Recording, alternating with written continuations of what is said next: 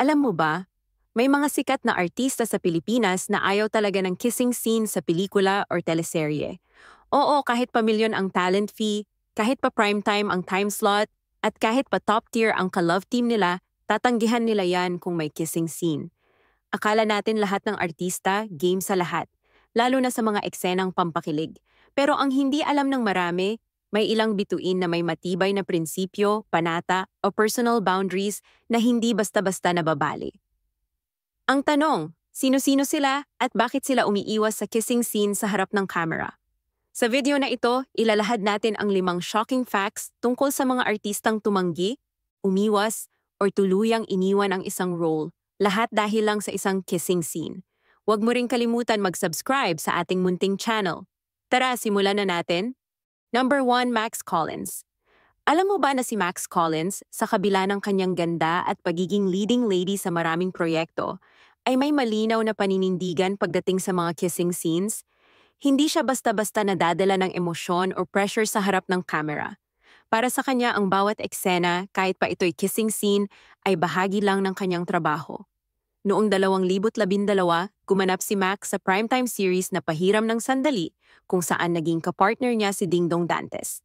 Isa ito sa mga proyektong may mabibigat at matitinding eksena, kabilang na ang romantic and intimate scenes. Sa isang panayam, inamin ni Max na may kaba siya bago gawin ang unang kissing scene, pero agad niya itong nilabanan dahil sa kanyang prinsipyo, it's just work.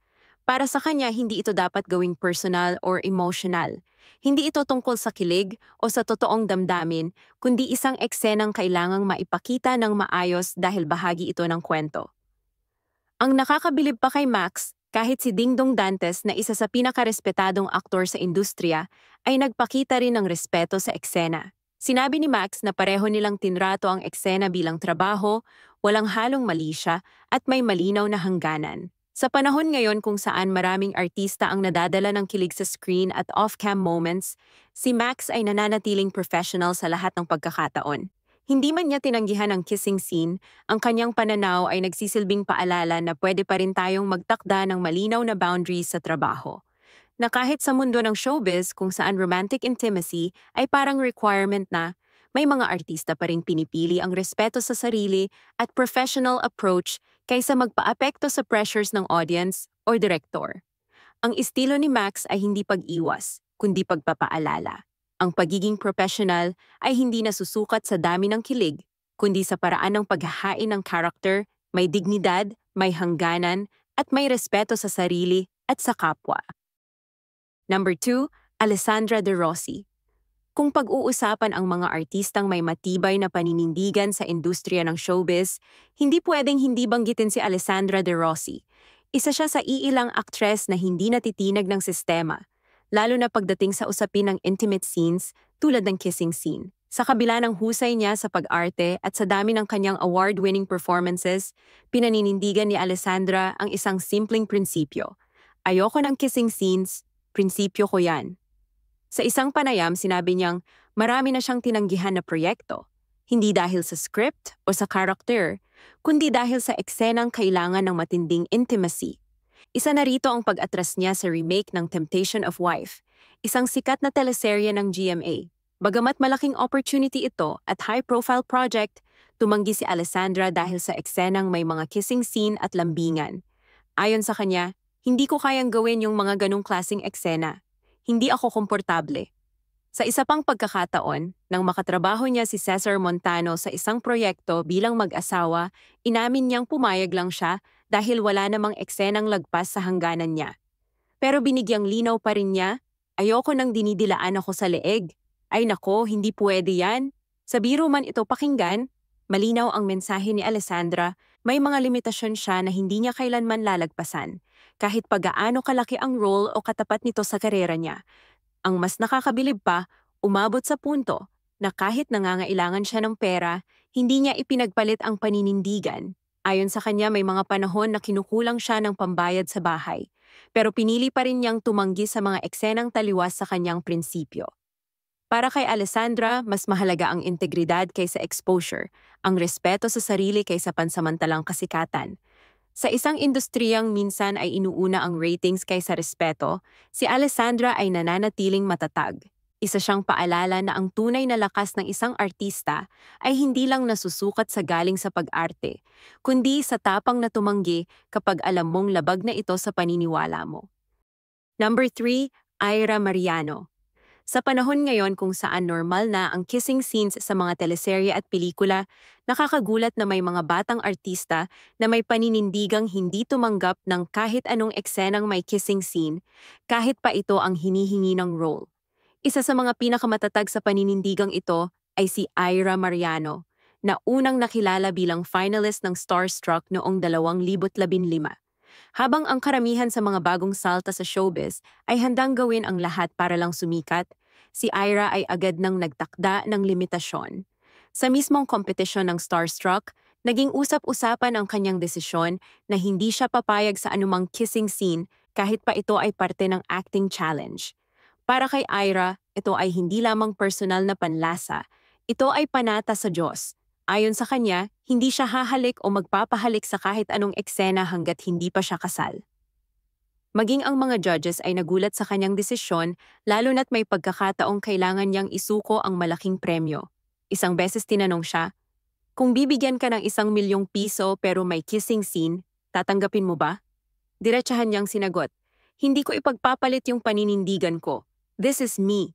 Hindi ito dahil sa takot, kundi dahil buo ang loob niya sa paniniwalang may halaga ang dignidad, kahit sa mundo ng showbiz. Higit pa rito, hinikayat pa niya ang mga kabataang artista na balikan ang mga tradisyonal na pagpapahalaga. Sa kanyang mga pahayag, sinabi niyang nais niyang muling buhayin ang diwa ng Maria Clara, ang tipo ng babae na may hiya, may hangganan, at may respeto sa sarili. Yung pagiging conservative, ibalik natin, wika niya. Ang pinatunayan ni Ira Mariano ay ito, hindi hadlang ang pagkakaroon ng matibay na paninindigan sa tagumpay. Maaaring hindi siya naging grand winner, pero nanatili siyang tapat sa sarili. At sa isang industriyang puno ng tukso at pagsubok, ang klase ng tapang na taglay ni Ira ay bihira at kahanga-hanga. Number 4, Daniel Matsunaga. Kung may artistang hindi lang guwapo kundi may prinsipyo rin, si Daniel Matsunaga ang isa sa mga unang papasok sa isipan ng marami. Bukod sa kanyang karisma sa camera, may isa siyang paninindigan na bihira sa mundo ng showbiz. Hindi siya basta-basta pumapayag sa kissing scenes, lalo na kung may karelasyon siya sa totoong buhay. Para kay Daniel, mahalaga ang respeto sa relasyon, at ito ang isa sa mga dahilan kung bakit maingat siya sa mga proyektong may kissing scene or intimate scenes. Sa isang panayam, naging viral ang naging pahayag ni Daniel. "Hindi ko kikislat ang iba pang babae. Maaaring simple lang ang kanyang sinabi, pero malaki ang ibig sabihin nito. Sa isang industriya kung saan normal na ang mga kissing scene sa eksena, para sa kanya ang ganoong akto ay hindi lang simpleng parte ng trabaho. Sa halip ito ay isang personal na bagay na dapat igalang, lalo na kung ikaw ay may minamahal sa tunay na buhay." Isa ring halimbawa ng kanyang pagiging maingat ay ang controversial na teaser video para sa isang commercial kasama si Heart Evangelista. Sa video, mistulang nag-kissing scene sila sa loob ng elevator. Uminit ang social media at marami ang nagtaka kung totoo nga bang may romantic involvement sila. Ngunit agad itong nilinaw ni Daniel. "It was just a teaser, wala pong actual kissing scene. Walang kissing scene sa shoot." Dito makikita na hindi lamang siya nagsasalita, pinaninindigan niya ang kanyang sinasabi. Ayon pa sa kanya, mahalaga ang transparency sa kanyang mga ginagawang proyekto, lalo na sa mga intimate scenes. Kung hindi siya komportable, sinasabi niya agad ito sa director at producer. Ang kanyang approach ay simple. "Kung hindi ako okay sa ito, mas gusto kong hindi gawin ito. Hindi dahil sa arte, kundi dahil sa respeto, sa sarili, sa kapwa-artista at sa kanyang partner." Ang prinsipyo ni Daniel ay patunay na kahit nasa mundo ng showbiz, pwede pa ring i-prioritize ang loyalty at moral convictions. Para sa kanya, ang tunay na professional ay marunong tumanggi kapag alam niyang may mas mahalagang dapat pahalagahan at iyon ay ang totoong relasyon at personal na integridad.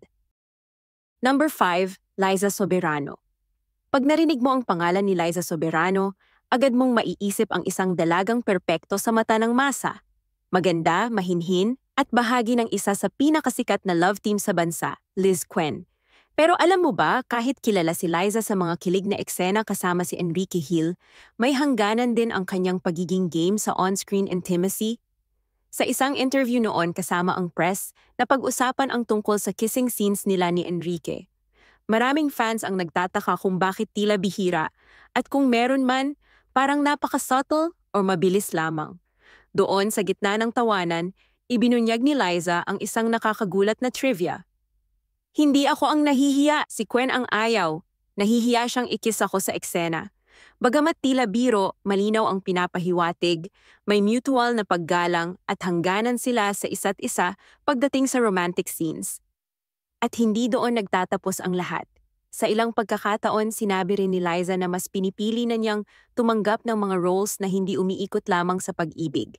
Ayon sa kanya, gusto niyang lumawak pa ang kanyang acting range, mas challenging, mas matalino, at mas makabuluhan. Kaya't unti-unti na niyang iniiwasan ang mga proyektong nakasentro lamang sa romance, lalo na kung paulit-ulit na lang ang temang kilig. Sa halip na ulit-ulitin ang formula ng love team, si Liza ay nagdesisyong mag-breakaway at sundan ang mas personal at artistic na landas. Isa itong hakbang na hindi madali, lalo na kung iniwan mo ang isang matagumpay na tambalan. Pero ito ay patunay na ang isang artista, kahit pa nakasanayan sa kilig, ay pwedeng tumindig para sa personal na growth at creative freedom. Hindi direktang sinabi ni Liza na ayaw niya ng kissing scenes, pero sa mga galaw at desisyong ginagawa niya sa karera, malinaw ang mensahe.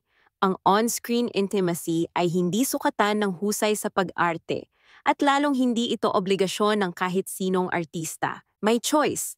At si Liza pinili niyang sundan ang tinig ng kanyang puso, hindi ng expectations ng masa. May choice. At si Liza pinili niyang sundan ang tinig ng kanyang puso, hindi ng expectations ng masa. Ngayon alam mo na, hindi lahat ng artista ay game sa kissing scene. Minsan, nasa likod ng camera ang mas malalim na kwento, panata, prinsipyo, respeto, or simpleng personal boundaries. Ikaw, kung artista ka, tatanggapin mo ba ang kissing scene kung labag ito sa prinsipyo mo? I-share mo ang sagot mo sa comments. At huwag kalimutang i-like at i-subscribe para sa mas marami pang nakakagulat na facts tungkol sa mga paborito mong artista.